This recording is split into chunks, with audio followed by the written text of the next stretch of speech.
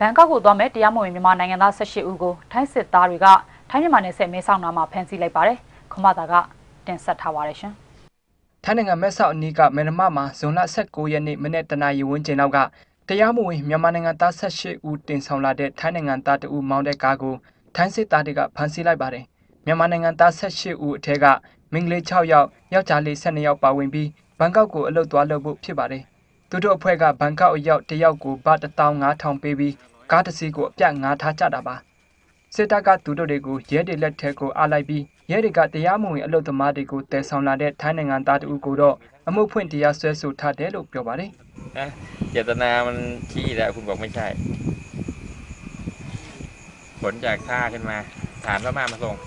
အလုပ်သမားတွေကိုလည်းမဲဆောက်မှာထိန်သိမ်းထားတယ်လို့ပြောပါတယ်။ထိုင်းစစ်တပ်အာဏာသိမ်းတဲ့နောက်တရားမဝင်အလုပ်သမားတွေကိုဖမ်းဆီးစစ်ဆေးတာတွေကြောင့်အိမ်ပြန်နေကြသူတွေရှိသလိုအခုလိုထိုင်းနိုင်ငံအတွင်းဝင်ရောက်လာကြသူတွေလည်းရှိနေပါတယ်။ကျွန်တော်ခွန်ပါတာပါ။